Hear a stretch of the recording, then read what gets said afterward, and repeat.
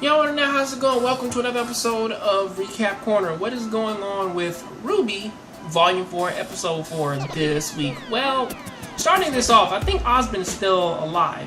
Not him living in mirrors, per se, but, well, that's what it seems like anyway. Or he's like in some type of brand new creature.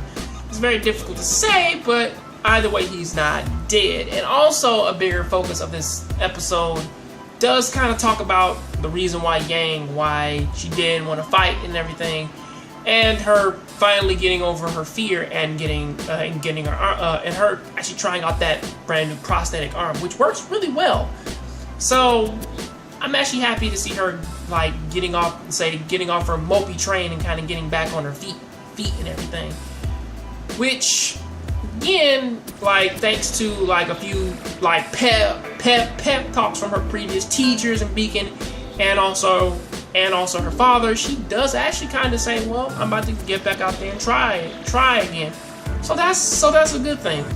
The more interesting thing in this episode actually comes in the sense of Qrow actually looking out for RWBY, and also Qrow talking to his twin sister Raven, as there's a very interesting parable between the two, whereas that he's actually the one to kind of cut through all of the bullshit, and she's the one who throws up a lot of barriers and tries to kind of excuse a lot of the things of which that comes her way. I mean, you can obviously see like who's basically like the fun lover and who's the more serious one. And Raven is specifically the more serious one because, again, she is the leader of their original tribe, and basically she's only siding with the villains in this case is because, again, she really wants her people to kind of live without being attacked and shit. You know, strong, say the strong will live and the weak will perish. You know, that normal shit. But then again, like, I like Qrow's like aversion to all of her bullshit of basically saying, you're basically just doing this, you know, just say like just because you don't want to literally take them out. I mean, like, we can if we work together. But of course, she's sort of against the idea, and in so many ways you can kind of understand that. But then again, it's like, but I mean, like, if you actually look at the opposition here, I mean, come on now, we have a busted up school,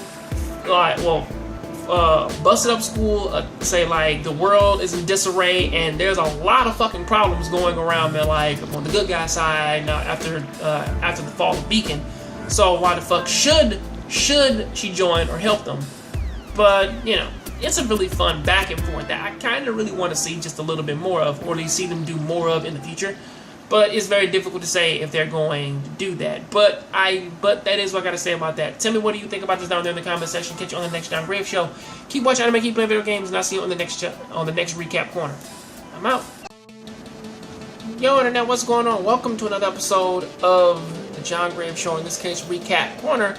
This week in Mabuki, even though, of course, I say this every week, it's not necessarily the best show, it's not the greatest show, but it's getting really good in terms of its story, of its storytelling.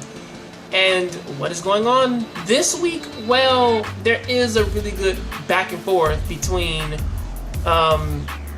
against Asuma's mother and also Guy, who basically Guy just goes on to say that he's basically one